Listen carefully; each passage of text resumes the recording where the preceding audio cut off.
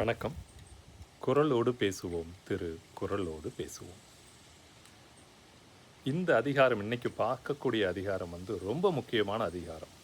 Okay, நேரடியாக குரலுக்கு வந்துடுறேன். அதிகாரத்துடைய பெயர் செய் நன்றி அறிதல். 11வது அதிகாரம் 101வது குரல். செய்யாமல் செய்த உதவிக்கு வையகமும் வானகமும் மாற்றல் அறிது. இதை பொருள் பெரும்பாலும் எப்படி இருக்குது அப்படின்னா, நம்ம ஒருத்தருக்கு உதவி செய்யாமல் நமக்கு ஒருத்தர் உதவி செய்தால் அதுக்கு இந்த வானகத்தையும் வையத்தையும் அவங்களுக்கு ஈடாக கொடுத்தாலும் இணையாகாது அப்படின்னு ஒரு பொருள். இது ஒரு பக்கம் ஒரு பார்வை. சரியா?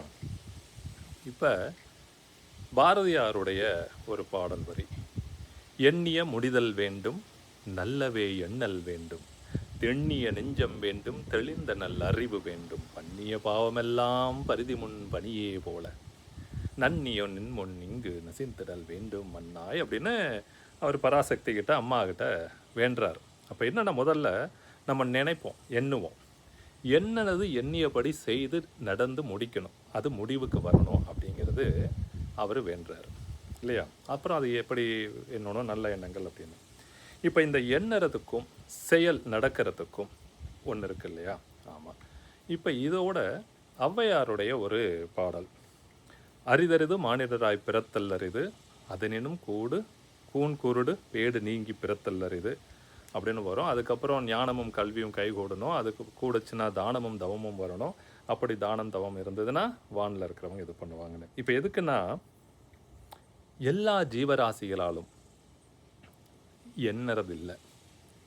அப்போ மானிடராக பிறக்கிறவங்களுக்கு தான் அந்த எண்ணக்கூடிய சிந்திக்கக்கூடிய சிந்தனை திறனும் தன்னைத்தான் அறிதல் ஆன ஒரு புரிதலுக்கான ஒரு பகுத்தறிவும் பக்குவமும் உண்டு. சரி, அப்படியான அறிவு இருந்து ஒரு எண்ணம் மனசுன்னு ஒன்று இருந்து அந்த மனம் எண்ணறதை செயல்படுத்தி முடிக்கணும்.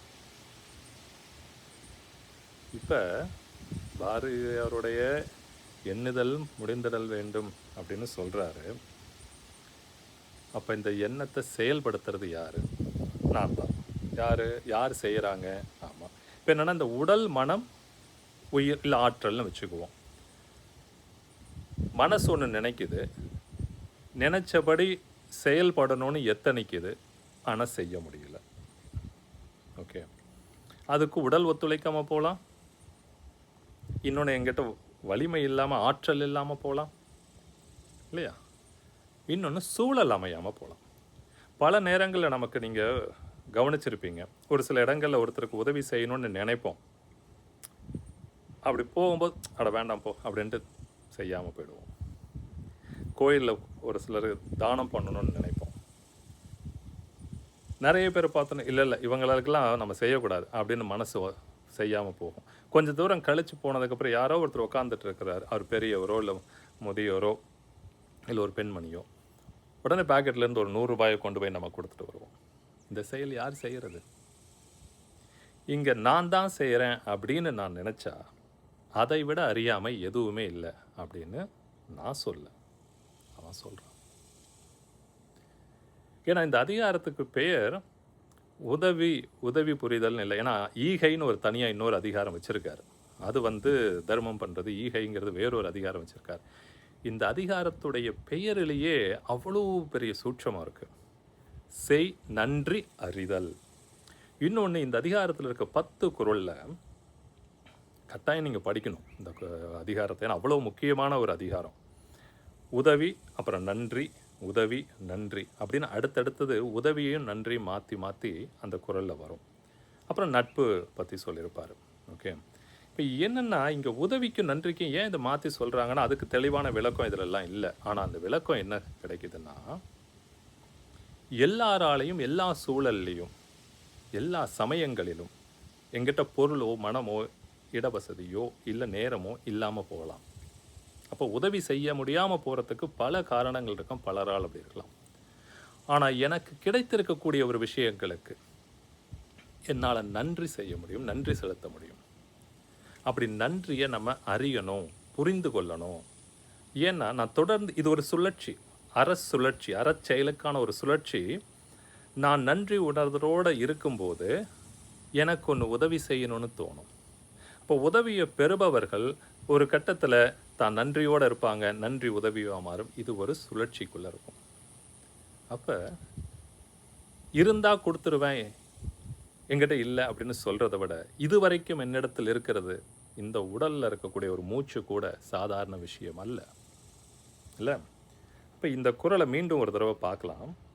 செய்யாமற் செய்த உதவிக்கு அப்படின்னா என்னென்னா, முன்ன பின்ன தெரியாதவங்க. அப்படி தான் நான் எடுத்துக்கிறேன். ஏன்னா இப்போ என்னோட நண்பரோ, உற்றார், உறவினர்கள், வேலை செய்கிறவங்க, பக்கத்து வீட்டுக்காரங்க, இப்படியெல்லாம் இருக்கிறவங்க, தெரிஞ்சவங்க, ஓகே, எங்கேயோ பார்த்து பழகுன மாதிரி இருக்கிறவங்க, உதவி செய்கிறதுங்கிறது வேறு. அதுக்கு மற்றொரு குறள் இருக்குது. யாருன்னே தெரியாது, அவங்க நமக்கு ஒரு உதவி செய்கிறாங்க அப்படிங்கிறது, ஒன்று அவருடைய மனம் ஒத்துழைக்குது, அந்த சூழலை அமைத்து கொடுக்கறது, இந்த பிரபஞ்சம் இதெல்லாம் அமையிறது சாதாரண விஷயம் இல்லை. அப்படி ஒரு செயல் நடக்கிறது சாதாரண விஷயம் இல்லை. அது யாரால் நடக்குது? வையகமும் வானகமும் ஆற்றல் அறிவு அப்படின்னு ஒரு பொருள் நான் இந்த ஒரு பார்வையில் பார்க்குறேன். ஏன்னா இந்த யூனிவர்சல் மேக்னட்டிசம், பயோ மேக்னட்டிசம், இல்லை இந்த பிரபஞ்ச தத்துவங்கள், இதை விதிகள்லாம் இது பண்ணும்போது, ஒரு செயல் செய்யறதுக்கு நடப்பதற்கு உடல், மனம், ஆற்றல் மட்டுமல்லாமல் அந்த சூழலும், அந்த அந்த அந்த இடத்துல இருக்கக்கூடிய வையகம்ங்கிற இந்த பூமியில் இருக்கக்கூடிய அந்த இடமும், வானகத்தில் இருக்கக்கூடிய யூனிவர்சல் மேக்னட்டிசம், நம்ம எண்ணத்தை ஈர்க்கிறோம், எதை தவிர்க்கிறோம், what you attract and repel, because இது ஒரு பயோ மேக்னட்டிசம், இது ஒரு ஜீவகாந்தம். இந்த காந்தம் எதை இழுக்குது, எதை தள்ளுதுன்னு ஒன்று இருக்குல்ல, அப்படி ஒரு அரிதான ஆற்றல் அந்த வானகத்திலையும் வையகத்திலையும் இருந்து நமக்கு செய்யாமல் ஒரு உதவி செய்யுது. அந்த உதவிக்கு அப்போ என்ன பண்ணணும்? நம்ம நன்றியோடு இருக்கணும். அப்போ ஒரு செயலுக்கு நன்றியை அறிந்து கொள் அப்படிங்கிறது தான் இந்த அதிகாரத்துடைய தலைப்பு. இது மிகப்பெரிய, இதுக்குள்ளே இருக்க ஒவ்வொரு குறளையும் நம்ம பார்க்கும்போது இது வேறு மாதிரி ஒரு முழுமையான வேறு ஒரு புரிதலை கொடுக்குது. இப்போ செய்யாமற் செய்த உதவிக்கு, யார் என்னன்னே தெரியாமல் ஒரு இக்கட்டான சூழ்நிலையில் ஒரு உதவி செய்ய, நிறைய அது மாதிரி தருணங்கள் இருக்குது.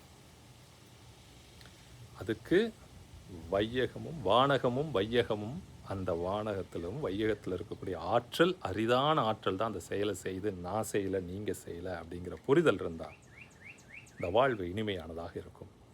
மற்றொரு காணொளியில். நன்றி, வணக்கம்.